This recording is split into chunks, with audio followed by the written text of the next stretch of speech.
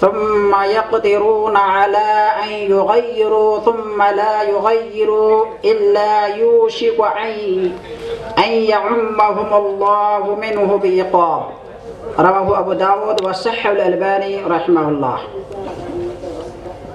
محترم مکرم معزز سامعین اکرام،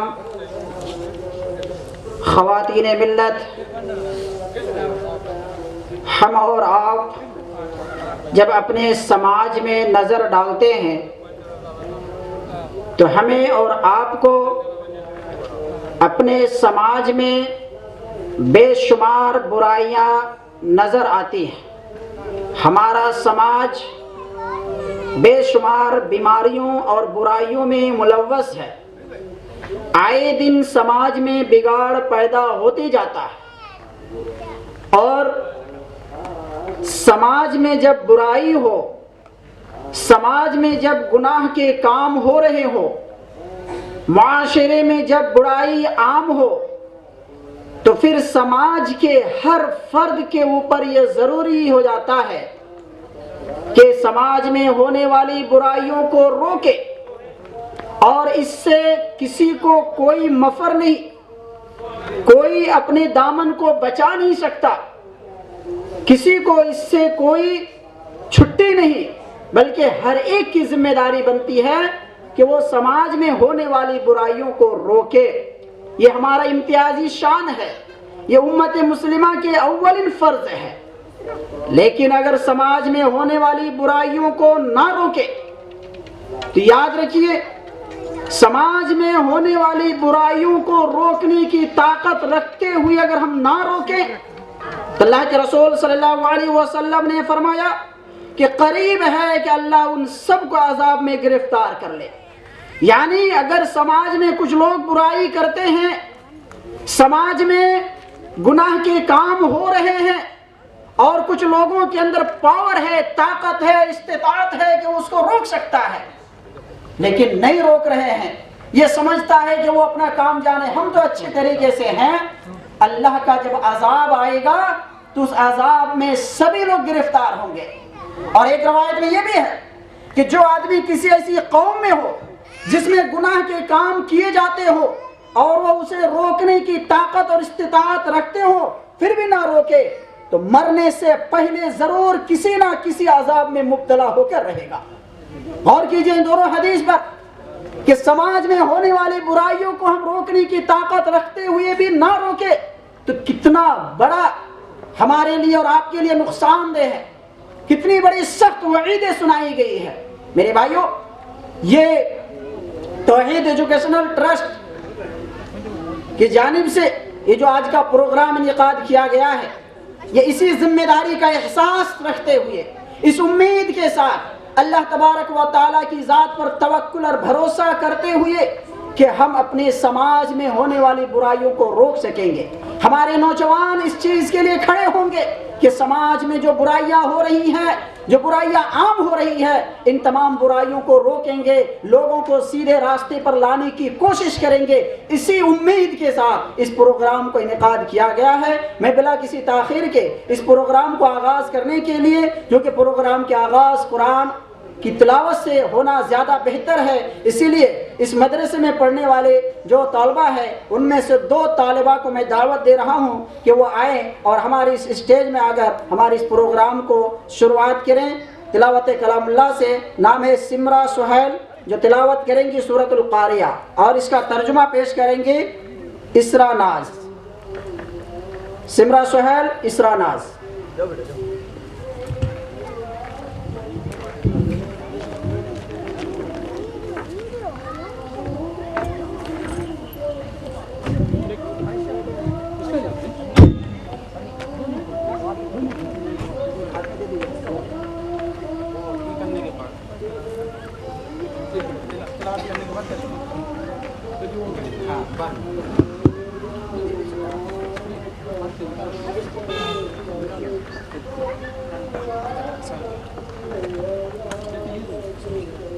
السلام علیکم ورحمۃ اللہ وبرکاتہ.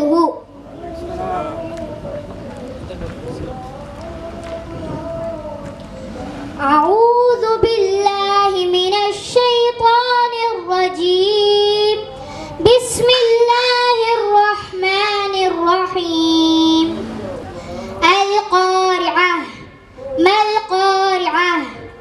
وما أدراك ما القارعة يوم يكون الناس كالفراش المبثوث وتكون الجبال كالعهن المنفوش فأما من ثقلت موازينه فهو في عيشة راضية وأما من خفت موازينه فأمه هاوية وما أدراك ما هي نار حامية جزاك الله خير السلام عليكم ورحمة الله وبركاته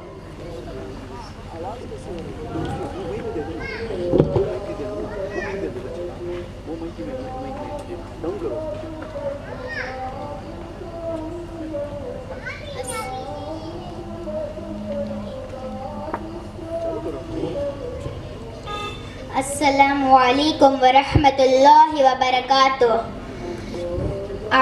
بسم اللہ الرحمن الرحیم نحمده ونصلی علی رسولہ الکریم اما بعد صدر محترم حاضرین مجلس میں آپ لوگوں کے سامنے سورہ قاریہ کا ترجمہ پیش کرنا چاہتی ہوں امید ہے کہ آپ لوگ غور سے سنیں گے اور اس پر عمل کرنے کی کوشش کریں گے انشاءاللہ محترم سامعین اور سامعات اللہ تعالیٰ فرماتا ہے اعوذ باللہ من الشیطان الرجیم پناہ مانگتی ہوں میں اللہ کے شیطان مردود سے بسم اللہ الرحمن الرحیم میں شروع کرتی ہوں اللہ کے نام سے جو بڑا مہربان اور نہایت رحم کرنے والا ہے القارعہ کھڑکھڑا دینے والا مل قاریہ کیا ہے وہ کھڑکھڑانے والا وما ادراک مل قاریہ تجھے کیا معلوم کہ وہ کھڑکھڑانے والا کیا ہے یوم یکون الناس کالفراش المبثوث جس دن انسان بکھرے ہوئے پروانوں کی طرح ہو جائیں گے وتکون الجبال کالعہن المنفوش اور پہاڑ دھنے ہوئے رنگین اون کی طرح ہو جائیں گے فَأَمَّا مَنْ ثَقُلَتْ مَوَازِينُهُ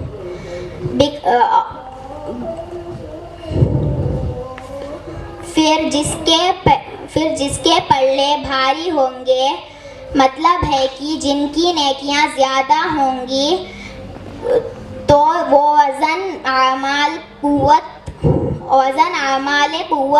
ان کی نیکیوں والے پلے بھاری ہو جائیں گے فَهُوَ فِي عِيشَةٍ رَاضِيَةٍ وہ دل پسند اعمال کی زندگی میں ہوگا وَأَمَّا مَنْ خَفَّتْ مَوَازِينُهُ جن کے پلے ہلکے ہوں گے فَأُمُّهُ هَاوِيَةٌ اس کا ٹھکانہ جہنم ہے وَمَا أَدْرَاكَ مَا هِيَ تجھے کیا معلوم کہ وہ کیا ہے نار حامیہ وہ بہت ہی تیز آگ ہے جس طرح حدیث میں آتا ہے کہ انسان دنیا میں جو آگ جلاتا ہے وہ جہنم کی آگ کے 70 گنا زیادہ ہے جہنم کی آگ دنیا سے 69 درجہ زیادہ ہے بخاری شریف اس لیے ہم لوگوں کو چاہیے کہ زیادہ سے زیادہ نیک عمل کریں تاکہ اللہ تعالی ہم لوگوں کو قیامت کی سختی سے بچائیں آخر میں اللہ تعالی سے دعا ہے اللہ تعالی ہم لوگوں کو قیامت کے دن اپنے سائے میں رکھے آمین تقبل یا رب العالمین السلام علیکم ورحمۃ اللہ وبرکاتہ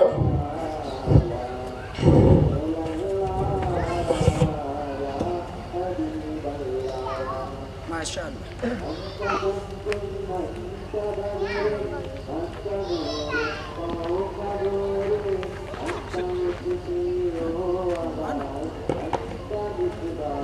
ماشاء اللہ جزاک اللہ خیر.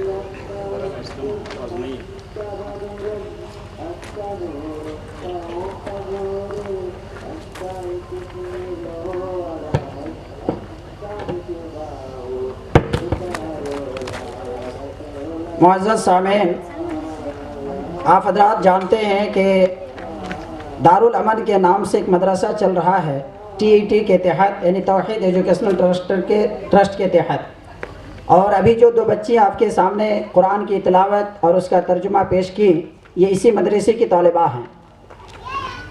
اب میں بلا کسی تاخیر کے آپ تمام سامعین کے استقبالیہ کلمات پیش کرنے کے لیے اس مدرسے کے استاد فضیلت الشیخ حافظ محمد مستحسن ندوی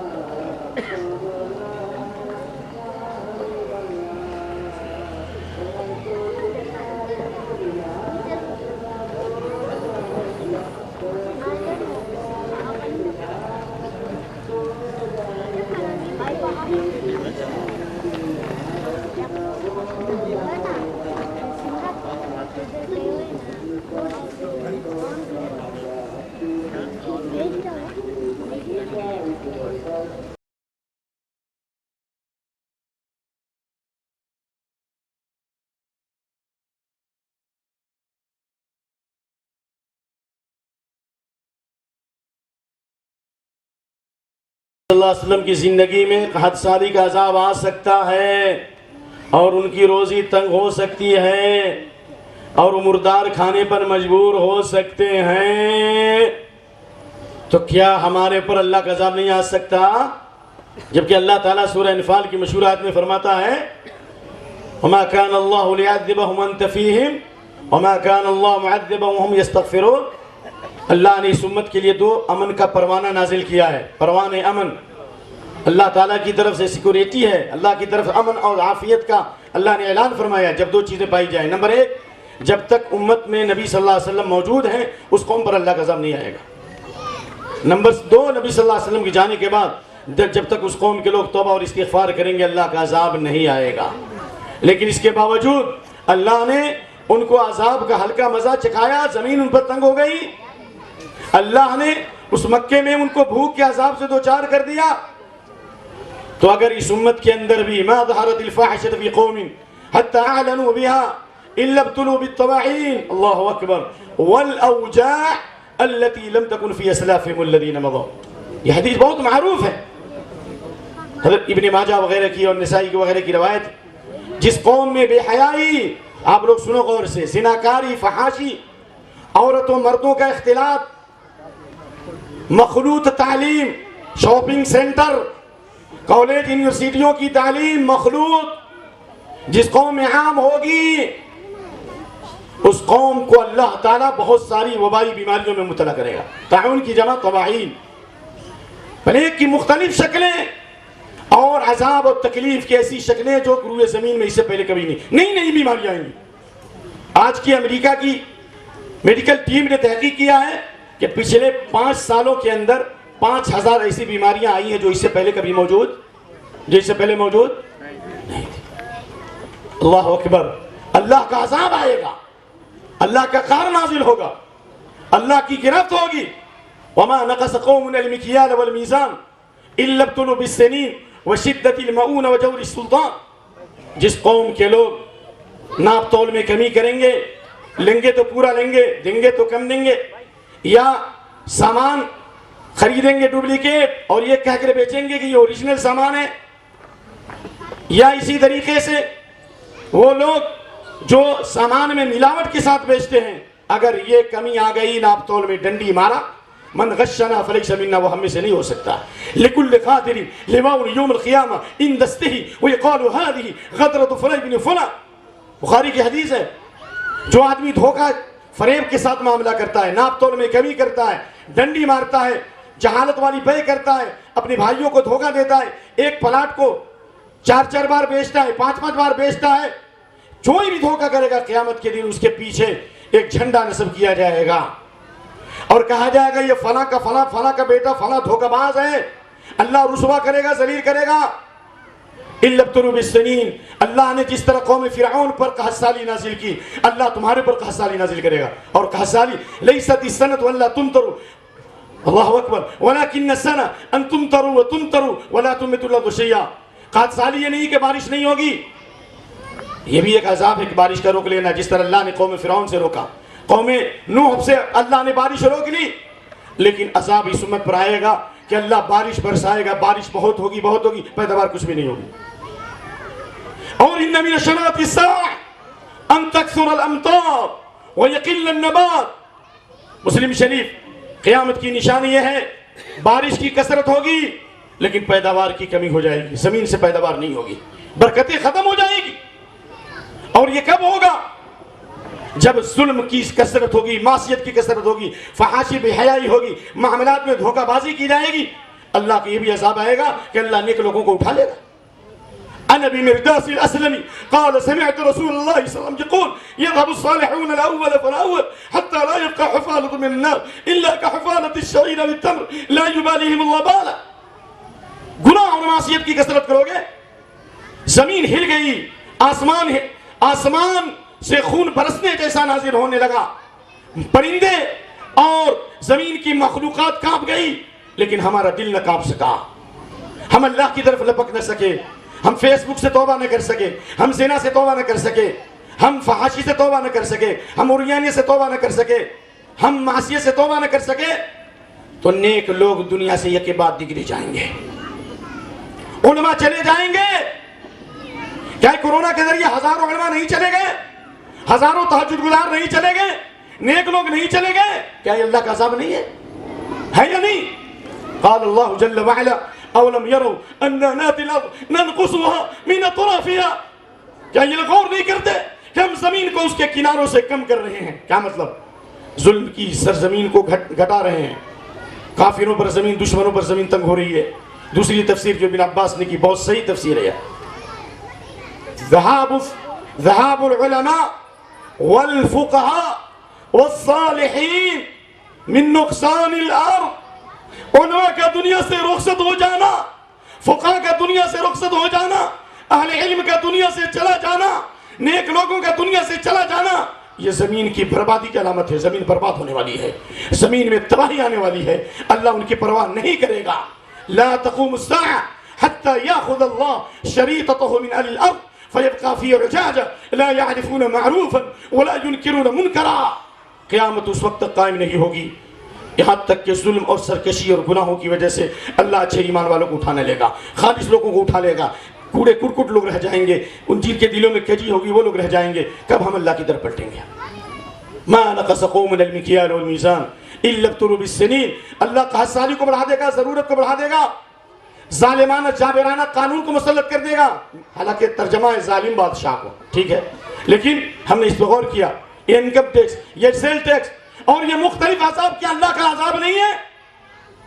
اگر ہم مالوں کی زکوٰۃ نہیں دیں گے، اگر مالوں کو خرچ نہیں کریں گے، کیا بڑے گنڈے کا کال نہیں آتا کہ فلاں جھاڑ کے پیچھے، فلاں جھاڑ کے نیچے فلاں تاریخ کو 1 کروڑ روپیہ لے کر کے آؤ نہیں تو چین چھوٹا کر دیا جائے گا؟ کیا یہ اللہ کا عذاب نہیں؟ اللہ اکبر. اور اللہ کے نبی کی حدیث بزار کی، ما ظہرت الفاحشة فی قوم الا كان ما ظهرت ما خفر قوم العهد ما نقض قوم العهد الا كان القتل بينهم. جس قوم کے اندر اللہ کے قانون سے بغاوت ہوگی، اللہ اس قوم کا خون سستا کر دے گا، قتل و غارت گری ہوگی. وما ظهرت فاحشة في قوم الا سلط عليهم الموت. بے حیائی اور ریانیت فحاشی ہوگی، اللہ موت کو مسلط کر دے گا، کثرت سے لوگ مریں گے. اس لیے اس بات کو یاد رکھیے. وما منع قوم زکاة اموالهم الا منع القطر من السماء. جس قوم کے لوگ زکوٰۃ کو روک لیں گے اللہ بارش کے قطرے سے انہیں محروم کر دے گا. فلولا البہائم لم یمطروا. اگر یہ چوپائے نہیں ہو، یہ کیڑے مکوڑے نہیں ہو تو بارش نازل نہیں ہوگی. یہ اللہ تعالیٰ ان کی دعائیں قبول کرتا. کیا حدیث بخاری نہیں ہے کہ حضرت سلیمان نکلے بارش طلب کرنے کے لیے؟ کس لیے نکلے بھائی؟ استسقاء کی نماز کے لیے دعا کرنے. دیکھا کہ چونٹیاں اپنے پاؤں پر کھڑی ہو کر کے دعا کر رہی ہیں. کہا اللہ اکبر، تمہارے لیے کافی ہو گیا. کیا یہ چونٹیاں دعا نہیں کرتی؟ تو معلوم یہ ہوا کہ اگر یہ چونٹیاں نہ ہو، کیڑے مکوڑے نہ ہو تو اللہ بارش کے قطرہ نازل نہ کرے. اور آگے وَلَا خَفَرَ قَوْمٌ الْأَحَدَ إِلَّا سَلَّطَ عَلَيْهِمْ عَدُوًّا مِنْ غَيْرِهِمْ فَأَخَذُوا بَعْضَ مَا فِي أَيْدِيهِمْ. جس قوم کے لوگ اللہ کے قانون کو توڑنے کا کیا مطلب ہے؟ اللہ کے دین کو چھوڑنا، شریعت کو چھوڑنا، قرآن و سنت کو چھوڑنا، اس اسلامی نظام کے مقابلے میں کافرانہ نظام کا اختیار کر لینا، یہود و نصارہ کے طریقے کا اختیار کر لینا، روشن خیال بن جانا، اسلامی پردے کے مقابلے میں بے پردگی کو عروج دینا. ہم اپنے بچوں کا نام انگریز کے کتوں کا رکھیں. یہ ہے منو ٹنو، انگریز کے کتوں کا نام ہے. طفل میں بوائے کیسے ماں باپ کے اتوار کی، دودھ تو ڈبے کا ہے تعلیم ہے سرکار کی. یہ سب اللہ کے حق کو توڑنے کی بات. جو قوم اللہ کی شریعت سے باغی ہوگی، قانون کو توڑے گی، اللہ اس پر دوسری ظالم قوم کو مسلط کرے گا جو ان کے املاک پہ قابض ہو جائیں گے، جو ان کے زمین پر قبضہ کریں گے، جو ان کے جائیداد پر قبضہ کریں گے، جو ان کو ملک بدر کریں گے. کیوں تعجب ہے آپ کو؟ کیا ابھی بھی نہیں سدھرو گے؟ کیا ہم ابھی بھی توبہ نہیں کریں گے؟ اللہ اکبر. آئیے حدیث سنا کر جلدی ختم کرتا ہوں کیونکہ میں نے پہلے سے یہ اگریمنٹ لیا کہ مختصر بول کے ہمیں جانا ہے. یہ حدیث سنیے. عن عبد الله بن مسعود عن عبد الله بن عمر رضي الله تعالى عنه قال كنا في مجلس رسول الله صلى الله عليه وسلم فاكثر الفتن فذكر الفتن واكثر من ذكرها فذكر فتنة الاحلال قلنا ما فتنة الاحلال قال فتنة حرب وهرب. آپ نے ایک مجلس میں بڑے بڑے فتنوں کا تذکرہ کیا، بلائیں مصیبتیں آئیں گی. لم يبق من الدنيا الا بلاء وفتنة. بلائیں اور فتنے مصیبتیں رہ گئی ہیں. آپ نے خاص فتنے کا تذکرہ کیا، فتنۃ الاحلاس، چمٹنے والا فتنہ. چمٹنے والا فتنہ، جس طرح کپڑا چمٹ جاتا ہے بدن سے اس طرح فتنے چمٹ جائیں. اگر آپ دنیا میں امن چاہتے ہیں تو جنت کا باغ لگاؤ. دنیا میں اس ملک کو بچانا چاہتے ہو تو امن کا باغ لگاؤ. اے دارالامن کے ذمہ داروں اور اس کے بڑے بڑے اسسٹنٹ لوگوں، مبارک ہو آپ کے لیے قدم. اور اس میں پڑھنے والی بچیوں، میری ماں اور بہنوں، اس ملک کو بچانا ہے، امن لانا ہے، ایمان کے ذریعہ بنائے گا. الذین آمنوا ولم یلبسوا ایمانہم بظلم اولئک لہم الامن وہم مہتدون. خالص ایمان لاؤ. تعویذ و گنڈوں والا ایمان، پلیتوں والا ایمان. کیا حضرت یونس علیہ السلام مچھلی کے پیٹ سے نکلے تو کیا انہوں نے کوئی تعویذ لگائی تھی، گنڈا لگایا تھا؟ اسی امن کیسے اللہ نے دیا؟ اسی توحید کی برکت سے امن دیا. حضرت ایوب علیہ السلام کو اللہ نے شفا دی، کیا انہوں نے کوئی تعویذ پہنی تھی؟ اللہ سے دعا کی، رب انی مسنی الضر وانت ارحم الراحمین. آپ بھی دعائیں کرو. حضرت موسیٰ علیہ السلام بنی اسرائیل کو لے کر کے نکلے اور سامنے دریا تھا اور پیچھے دشمن، لیکن کس کو پکارا؟ کہا ان معی ربی سیہدین، میرا رب میرے ساتھ ہے. کیا اللہ اپنے بندوں کے لیے کافی نہیں ہے؟ حضرت ابراہیم علیہ السلام کو آگ میں ڈالا گیا، کیا اس وقت انہوں نے کسی دنیا میں کسی ہستی کو پکارا، تعویذوں کا سہارا لیا؟ جب اللہ حضرت ابراہیم کے لیے حجر اسود کا پتھر اتارا، مقام ابراہیم والا پتھر جو جنت کے قیمتی پتھروں میں ہے، اللہ اس کی روشنی کو نہیں بجھاتا، مشرق اور مغرب روشن ہو جاتے. حدیث بالکل صحیح ہے. لیکن جب اللہ تعالیٰ ابراہیم علیہ السلام کے لیے حجر اسود اتار سکتا ہے، مقام ابراہیم کا پتھر اتار سکتا ہے، آگ میں ڈالے گئے، تو اللہ میٹ ان جنت کی تعویذ نہیں اتار سکتا؟ لیکن حضرت ابراہیم علیہ السلام نے توحید کی حفاظت کی، اللہ کو پکارا، اللہ کو کافی سمجھا. حسبی اللہ و نعم الوکیل، اللہ ہمارے لیے کافی ہے. آج بھی ہر وقت پڑھا کرو حسبی اللہ و نعم الوکیل، اللہ ہمارے لیے کافی ہے. اور یہ تعلیم کے ادارے خان یہ جنت کا باغ ہے. صحیح حدیث ہے، صحیح ترغیب کی. اللہ کے نبی نے فرمایا اذا مررتم بریاض الجنہ فرتعوا، جب جنت کے باغوں سے گزرا کرو تو چر لیا کرو. جنت کا باغ، گارڈن آف پیراڈائز، جنت کا باغ، یہ تو آسمان پر، ساتویں آسمان پر ہے. لیکن دنیا میں جنت کا باغ کیا ہے؟ صحابہ نے پوچھا کہا حلق الذکر، ذکر کی مجلس ہے. ذکر کی مجلس سے کیا مراد ہے؟ وہ کنکر پہ تسبیح پڑھنا؟ کنکر کا راستہ یہ شنکر کا راستہ ہے. اللہ کے نبی اس سے تسبیح پڑھتے تھے. ترمذی کی روایت ہے فإن مسؤولات يحقن الانامل فإنهن مسؤولات مستنطقات، یہ انگلیوں سے سوال کیا جائے گا. اس لیے اللہ کے نبی کریم صلی اللہ علیہ وسلم کی حدیث کی روشنی میں صحابہ نے پوچھا جنت کا باغ کیا ہے؟ کہا ذکر کی مجلس ہے. ذکر کی مجلس سے مراد علم کی مجلس ہے. یہ کون کہتے ہیں؟ عبداللہ بن عباس کے شاگرد عطا بن رباح کہتے ہیں مجالس الحلال والحرام، جہاں توحید کی تعلیم دی جائے، جہاں سنت کی تعلیم دی جائے، جہاں بتایا جائے کہ حلال یہ ہے حرام یہ ہے، جہاں بتایا جائے کہ ماں باپ کا کیا حق ہے، جہاں بتایا جائے پڑوسی کا کیا حق ہے، جہاں بتایا جائے برادران وطن کا کیا حق ہے، جہاں بتایا جائے کہ جینا کیسے چاہیے، جہاں بتایا جائے کھانا کیسے چاہیے، جہاں بتایا جائے کہ قضاء حاجت کیسے کرنی چاہیے. یہ جنت کا باغ ہے. کیا ہے بھائی؟ جنت کا باغ ہے. اس لیے آؤ اس کی طرف. کرکٹ مت بنو. یہ کرکٹ جس نے لوگوں کا کرکٹ بنا دیا، ایک دلیل دو کہ یہ کرکٹ صحابہ و سلف کا طریقہ ہے. دوڑنے سے تم کو نیند آتی ہے. یہ کیا عورتوں کا کھیل کھیلتا ہو کرکٹ؟ جس نے کرکٹ بنا دیا. آج سے چند سال پہلے کی بات ہے، بنی یہودیوں کے بڑے روحانی پیشوا کے پاس جب اس وقت کئی ملین ڈالر دیا گیا کہ ایک معبد تعمیر کیا جائے، چرچ تعمیر کیا جائے. کہا کہ معبد تعمیر مت کرو، ہم تو جس کو پوچھتے ہیں پوجیں گے. دینی ادارہ قائم کرو تاکہ کوئی اسرائیلی بچہ، کوئی یہودی بچہ جاہل نہ رہے. جب کوئی قوم تعلیم یافتہ ہوگی وہ قوم خود اپنے آپ کو بچائے گی، دنیا والوں کو بچائے گی. 1945 میں ناگاساکی اور جاپان پر جب امریکہ نے بم برسایا، پورا جاپان تہس نہس ہو گیا. لیکن چند سالوں کے گزرنے کے ساتھ اس نے دنیا کے میدان میں، ٹیکنالوجی کے میدان میں ترقی کی. آج اوریجنل سامان ہو یا ڈپلیکیٹ، اگر صرف میڈ ان جاپان لکھ دیا جائے تو ہم آنکھ بند کر کے لے لیتے ہیں. اس لیے حق وہ ہے جو سر چڑھ کر کے بولے آؤ اس دینی مجلس کو قائم کرو. خواتین اسلام حضرت حفصہ کا کردار ادا کرو. خواتین اسلام حضرت ام سلمہ کا کردار ادا کرو. حضرت عائشہ نے اپنے شاگردوں کی تربیت کی تھی. اللہ اکبر اللہ اکبر. امرہ کی تربیت کی تھی. امرہ بنت عبد الرحمن الانصاریہ. ایسی تربیت کی تعلیم کے ساتھ جس تعلیم میں تربیت نہ ہو، وہ تعلیم سے یا تو شیطانوں کا فتنہ ہوگا، یا سلمان رشدی پیدا ہوں گے، یا تسلیمہ نصری پیدا ہوں گے. نبی کی تربیت تزکیہ کے ساتھ، تربیت کے ساتھ حضرت عائشہ نے جس شاگردہ کی تربیت کی تھی، جب شادی کی پہلی رات ہوتی ہے اپنے شوہر کو جگاتی ہے اور کہتی ہے یا رجل قم، اے اللہ کے بندے اٹھو عبادت کرو. فإن صارت طواف الصالحون قبلنا، نیک لوگ جا چکے، ہم بچے ہوئے ہیں. بیوی شادی کی پہلی رات میں جگا رہی ہے، کہہ رہی ہے بین یدیک طریق بعید وزاد قلیل، تیرے سامنے دشوار گزار گھاٹیاں ہیں، مشکلات ہیں، قبر کی کٹھنائیاں ہیں، قیامت کی ہولناکی ہے، پرسرات ہے. بیوی جگا رہی ہے شوہر کو. اللہ اکبر. اللہ کی نبی کی دعا ملے گی. اے ماں اپنی بچیوں کی تربیت دو.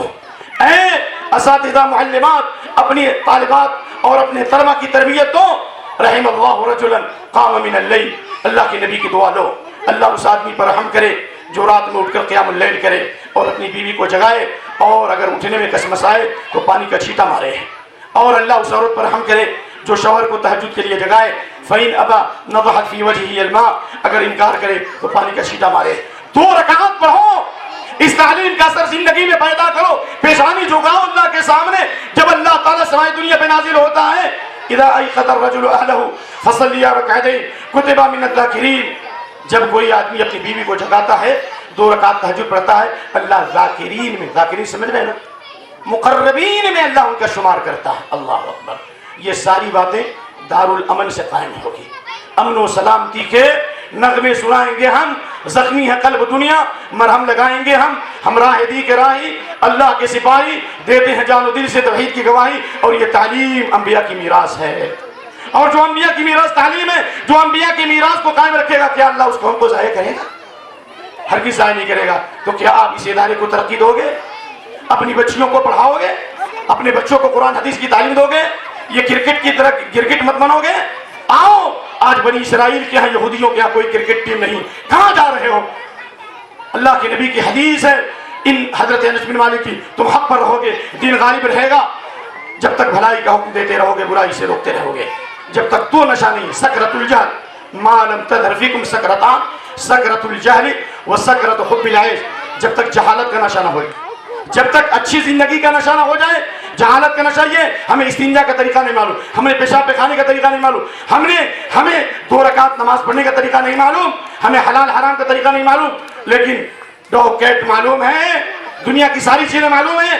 اس لیے آئیے ایسے وقت میں القائمون یومئذ بالکتاب والسنہ کالسابقین الاولین من المہاجرین والانصار، ایسے وقت میں جو صحیح دین پر قائم رہے گا، بھلائی کا حکم دے گا، برائی سے روکے گا، اس کو صحابہ اور سلف کا ثواب ملے گا، مہاجرین اور انصار کا ثواب ملے گا۔ حدیث بالکل صحیح ہے، ان من امتی قوم یعطون مثل اجور اولہم یامرون بالمعروف وینہون عن المنکر الصحیحہ، میرے امت میں کچھ لوگ آئیں گے بعد میں، لیکن دنیا میں بھلائی پھیلائیں گے، امن پھیلائیں گے، توحید کی دعوت دیں گے، سنت کی دعوت دیں گے، شرک سے روکیں گے، برائیوں سے روکیں گے، ان کو اولوں کا اجر ملے گا، صحابہ اور سلف کا اجر ملے گا۔ یہ ہمارے پاس ضروری ہے۔ دوسری چیز ضروری ہے کہ ہم اللہ کی نعمتوں پر شکر گزاری کریں۔ کیا اللہ نے آپ کو امن نہیں دیا ہے؟ کیا اللہ نے آپ کو روزی نہیں دی ہے؟ کیا اللہ نے آپ کو بچے نہیں دیے ہیں؟ کیا اللہ تعالیٰ نے آپ کو سکون نہیں دیا ہے؟ تو کیوں اللہ کی شکر گزاری نہیں کرتے؟ جب مکہ کے اندر جب لوگوں نے ناشکری کی، وضرب اللہ مثلا قریۃ کانت آمنۃ مطمئنۃ یاتیھا رزقها رغدا من کل مکان، جب مکہ کے لوگوں نے ناقدری اور ناشکری کی، زمین ان پر تنگ ہو گئی، اللہ تعالیٰ نے ان پر بارش روک لی، مردار کھانے پر مجبور ہو گئے۔ تو اگر ہم بھی ناشکری کریں گے تو کہیں اللہ کا عذاب اس طرح نہ آئے جو اللہ کا عذاب قوم سبا پہ آیا، کہ کتنی بڑی خوشحالی اور فارغ البالی تھی، بڑے بڑے ہرے بھرے باغات تھے، اللہ نے ان کے لیے ہزاروں میلوں کا سفر آسان کر دیا تھا، سیروا فیہا لیالی وایاما آمنین، امن اور سکون سے نوازا تھا، لیکن جب انہوں نے ناشکری کی، اللہ نے انہیں ٹکڑے ٹکڑے کر دیا، پاش پاش کر دیا۔ اس لیے آئیے ہم اور آپ کتاب و سنت کی دعوت کو عام کریں، امن اور سکون کو قائم کریں اور اللہ سے لو لگائیں۔ بہت سے نوجوان جو کرکٹ کی طرف بھاگتے ہیں، دنیا کی طرف بھاگتے ہیں، لیکن دونوں کانوں میں شیطان پیشاب کر رہا ہے۔ لیکن شیطان دونوں کانوں میں پیشاب کر رہا ہے۔ بچہ پیشاب کر دے، حالانکہ بچہ جو کھانا نہیں کھاتا ہے تو پیشاب کر دے تو چیٹا مارنا کافی ہے کہ نہیں ہے نا؟ لیکن آپ دھوتے ہو، روزانہ کانوں میں شیطان سے پیشاب کروا رہے ہو۔ اصبح خبیث النفس، جو شیطان خانے میں ہوتا ہے، اعوذ بک من الخبث والخبائث، وہ خبیث شیطانوں کی بھی بہت سی قسمیں ہیں۔ کچھ شیطان جو نماز خراب کرنے کے لیے، کچھ شیطان جو ہم کو گمراہ کرنے کے لیے، اور گندا شیطان جو ہوتا ہے کہاں ہوتا ہے؟ پیخانے میں ہوتا ہے۔ کوئی پیخانے والا شیطان ہم پر مسلط ہوتا ہے۔ کب اصبح خبیث النفس؟ آپ کی صبح 10 بجے ہو رہی، آپ کی صبح 8 بجے ہو رہی ہے، آپ فجر کی نماز کو چھوڑتے ہو، کیسے امن قائم ہوگا؟ کیسے دعوت دو گے؟ کیسے روئے زمین کے اندر اصلاح کا کام کرو گے؟ اس لیے آج عبرت حاصل کرو کہ وہ دشمن کی قومیں آج ہوشیار ہیں۔ آج دیکھیے کہ وہ لوگ 3 بجے 4 بجے اٹھ کر دوڑ رہے ہیں اور آپ 5:30 بجے اٹھ کر فجر کی نماز نہیں پڑھ سکتے ہو۔ تو اس لیے آئیے ہم اللہ سے عہد کریں کہ ہم اللہ کے یہاں توبہ اور استغفار کرتے ہیں اور اللہ کی ہم ناشکری نہیں کریں گے اور ظلم نہیں کریں گے۔ اور آخری میں 3 بات اتنی قیمتی بتانے جا رہا ہوں، اس کو لکھ لیجیے۔ رجا بن حیوہ 112 ہجری میں ان کی وفات ہے، بڑے تابعین۔ حج کے موسم میں انہوں نے خطبہ دیا تھا، بہت شارٹ اینڈ سویٹ، مختصر جامع خطبہ دیا تھا۔ کہا تھا اے لوگوں، ثلاث خصال ان كانت فيكم ان كن فيكم لن يعذبكم الله، 3 خوبیاں اگر تمہارے اندر آ جائیں، کتنی خوبیاں بولیے؟ 3 چیزیں اگر پائی جائیں، اللہ کا عذاب نہیں آئے گا، اور جو عذاب آ گیا اللہ اس عذاب کو ٹال دے گا۔ پہلی چیز، اپنے ایمان کو درست کرو، اللہ پر ایمان، فرشتوں پر ایمان، کتابوں پر ایمان، رسولوں پر ایمان، آخرت پر ایمان، تقدیر کے اچھائی برائی پر ایمان، اللہ اس رسول کی باتوں پر ایمان۔ نمبر 1، ایمان کے ساتھ شکریہ ادا کرو، جو نعمتیں ملی ہیں اللہ کی ناشکری مت کرو، اللہ عذاب کو دور کر دے گا، عذاب نازل نہیں کرے گا۔ نمبر 2، توبہ اور استغفار کرو، اللہ کا عذاب نہیں آئے گا، اور جو عذاب آ گیا اللہ ٹال دے گا۔ نمبر 3 اللہ سے لو لگاؤ، گڑ گڑاؤ۔ مچھلی کے پیٹ میں پکارنے والے نے پکارا تو سن لیا، ایوب علیہ السلام نے پکارا تو اللہ نے سن لیا، موسیٰ علیہ السلام نے پکارا تو سن لیا، نوح علیہ السلام نے پکارا تو سن لیا۔ اور غار والے جو غار میں چھپے تھے وہ نبی نہیں تھے، ولی نہیں تھے، شہید نہیں تھے، غار میں سارے راستے بند ہو چکے ہیں، موبائل کا نیٹ ورک نہیں تھا، اور یہ سارا نیٹ ورک بند ہو چکا، اللہ کا نیٹ ورک کھلا ہے۔ اللہ کو پکارا، غار والوں کی دعا اللہ نے قبول کی یا نہیں کی؟ غار کا منہ کھلا کہ نہیں کھلا؟ اللہ نے بچایا کہ نہیں بچایا؟ 3 چیزیں جب تک ہوں گی اللہ کا عذاب نہیں جائے گا۔ نمبر 1 ایمان کے ساتھ اللہ کا شکریہ ادا کرو۔ نمبر 2 بولو توبہ اور استغفار کرو دل سے۔ نمبر 3 اللہ سے دعا کرو، گریہ وزاری کرو۔ تینوں کی دلیل قرآن سے دی۔ نمبر 1 ما يفعل الله بعذابكم ان شکرتم آمنتم، اللہ کو کیا پڑی ہے کہ اللہ تم کو عذاب دے؟ اگر تم ایمان لے آؤ، کیا ایمان لاؤ گے؟ کتنے لوگوں کو معلوم ہی نہیں کہ اللہ کہاں ہے؟ کیا ایمان لاؤ گے؟ فرشتوں کے بارے میں پوچھ رہے، کتنے لوگوں کو معلوم نہیں؟ اگر ایمان لے آؤ، شکریہ ادا کرو، اللہ کو کوئی پڑی نہیں ہے، کوئی عذاب دینے کی فکر نہیں ہے اللہ کو۔ نمبر 2 توبہ اور استغفار کرو گے تو اللہ کا عذاب نہیں آئے گا۔ نبی صلی اللہ علیہ وسلم کے جانے کے بعد وما كان الله معذبهم يستغفرون، اس قوم کو اللہ عذاب نہیں دے گا جب تک یہ توبہ اور استغفار کریں گے۔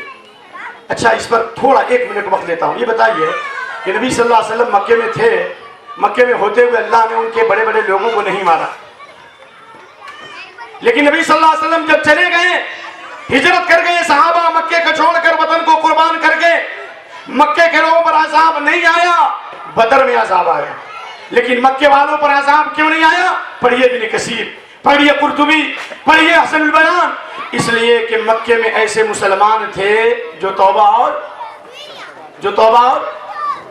جی استغفار کرتے تھے۔ تو اس سے معلوم ہوا کہ ہم اس زمین میں توبہ اور استغفار کریں گے، ہم اپنے لیے بھی امن، اس زمین والوں کے لیے بھی امن، اور اس زمین کی ساری مخلوق کے لیے امن۔ کیوں؟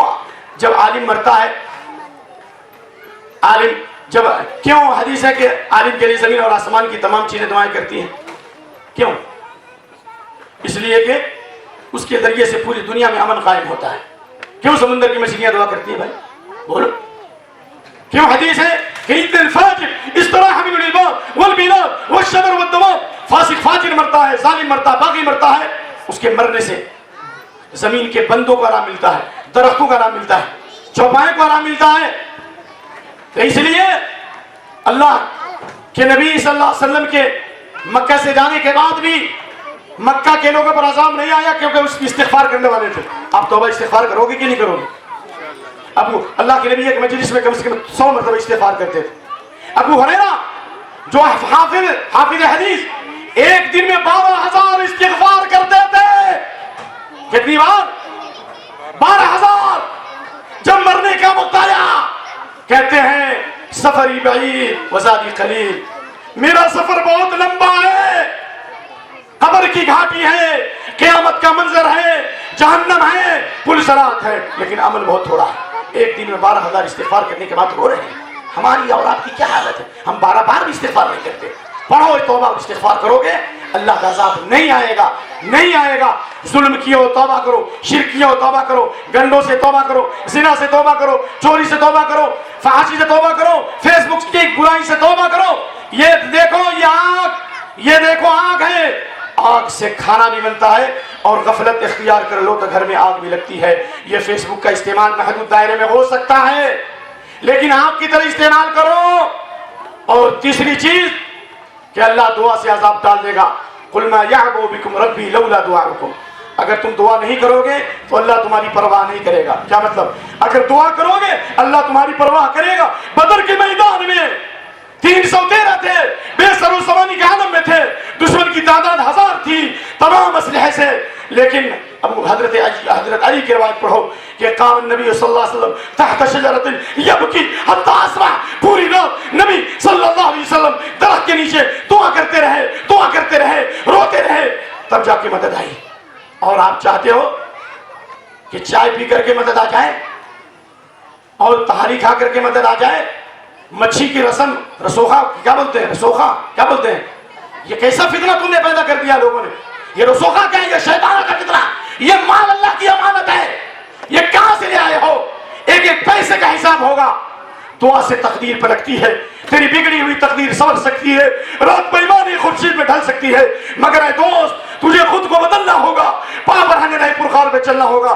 اللہ زمان و زمین کی تقدیر کو بدل دے گا۔ وَتِلْكَ الْأَيَّامُ نُدَاوِلُهَا بَيْنَ النَّاسِ، دنیا کی سب سے ذلیل قوم کو اللہ نے جب عزت دے دی اور سب سے عزت دار قوم کو اللہ نے ذلیل کر دیا، آج اللہ تمہاری مدد کرنے کے لیے تیار ہے۔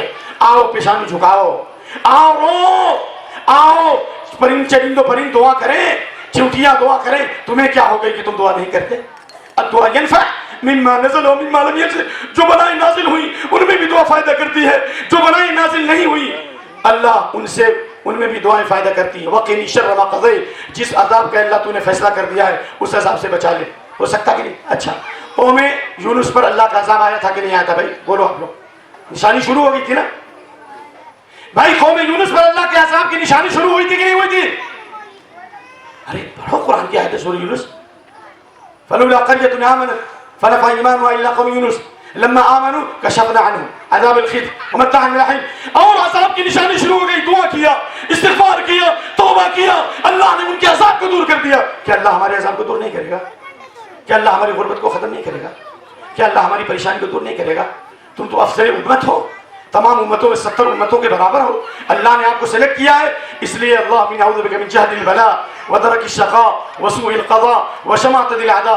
اے اللہ دنیا کی بڑی بڑی بلاؤں اور مصیبتوں سے اور برے فیصلے سے اور دشمنوں کے ہنسنے سے تیری میں پناہ چاہتا ہوں۔ ساری دعائیں پڑھا کرو، اللہم انا نسألک من الخیر کلہ عاجلہ وآجلہ ما علمنا منہ وما لم نعلم۔ اے اللہ ہر اس خیر کا سوال کرتے ہیں جو تو جانتا ہم نہیں جانتے۔ ونعوذ بک من الشر کلہ عاجلہ وآجلہ، ہر خیر اور بھلائی جو جلدی والی ہو بعد میں آنی ہو، ہر بھلائی دے، دنیا کی بھلائی دے، آخرت کی بھلائی دے، ہر بلا اور فتنے سے بچا، چاہے وہ جلدی آنے والی ہو بعد میں آنے والی ہو۔ ایک پر ایک دعائیں موجود ہیں حصن المسلم کی کتاب۔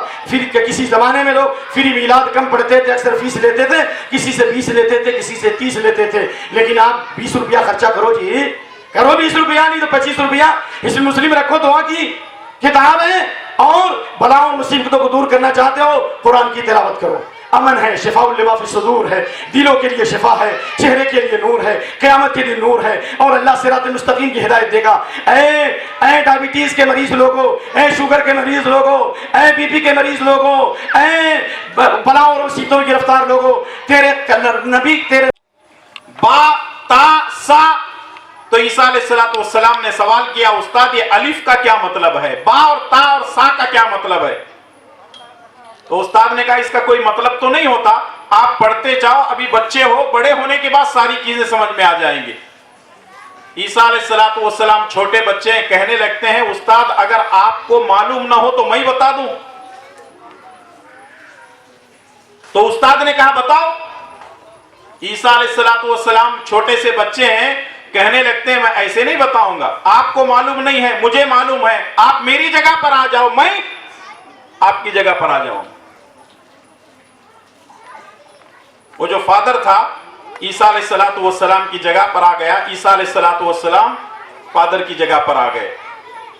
الف با تا سا کا جو معنی اور مفہوم جب بیان کرتے ہیں عیسیٰ علیہ السلام، وہ فادر دنگ رہ جاتا ہے، وہ عالم دنگ رہ جاتا ہے۔ اور پھر اس کے بعد جب مدرسہ ختم ہوتا ہے تو اسپیشلی اس بچے کو اپنے گود میں وہ عالم اٹھاتا ہے، اور اٹھانے کے بعد حضرت مریم کے حوالے یہ کہتے ہوئے دینے لگتا ہے اماں اس بچے کو پڑھانے کی ضرورت نہیں ہے کیونکہ یہ بچہ پڑھا لکھا پیدا ہوا ہے۔ اور قرآن کریم کے اندر غالباً سورہ طٰہٰ کے اندر اللہ تعالیٰ نے فرمایا جب مریم پر بدکاری کا الزام لگایا گیا تو اس وقت اللہ تعالیٰ نے مریم سے کہا کہ لوگ آ کر کے پوچھیں گے تو کہنا کہ میں روزے سے ہوں، بات نہیں کروں گی، بات کرنا ہے تو اس بچے سے بات کرو جو میرے گود میں ہے۔ تو لوگوں نے کہا یہ بچہ کیسے بات کرے گا، تم نہیں بات کرو گی؟ تو اس وقت عیسیٰ علیہ السلام ماں کے گود میں ہے، چھوٹے سے ہیں، بات کرنے لگتے ہیں۔ کیا بات کرتے ہیں، کیا کہتے ہیں؟ انی عبد اللہ آتانی الکتاب وجعلنی نبیا، میں اللہ کا بندہ ہوں، آتانی الکتاب، اللہ نے مجھے کتاب دی ہے، وجعلنی نبیا، اللہ تعالیٰ نے مجھے نبی بنا دیا ہے۔ اس سے یہ بات معلوم ہوئی کہ انبیاء کا کوئی استاد نہیں ہوتا، انبیاء علیہ السلام کا استاد براہ راست اللہ تعالیٰ ہوتا ہے۔ اللہ تعالیٰ ان کو علم سے نوازتا ہے۔ اب بعض اہل علم نے اس پر بحث کی ہے کہ آخر نبیوں کا استاد کیوں نہیں ہوتا۔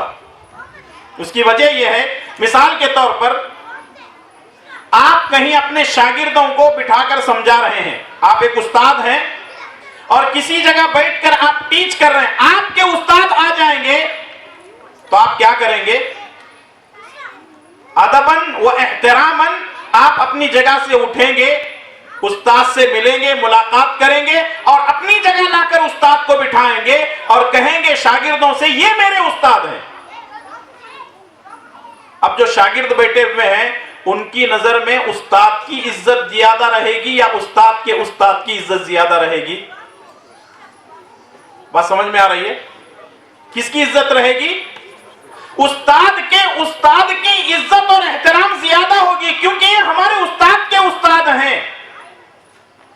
اللہ تبارک و تعالیٰ یہ نہیں چاہتا کہ میرا نبی بیٹھ کر لوگوں کو سمجھا رہا ہو، دین کی باتیں کر رہا ہو اور نبی کا استاد کوئی آ جائے تو میرے نبی کا مقام گھٹ جائے۔ اللہ تبارک و تعالیٰ نے نبیوں کا کوئی استاد ہی نہیں رکھا۔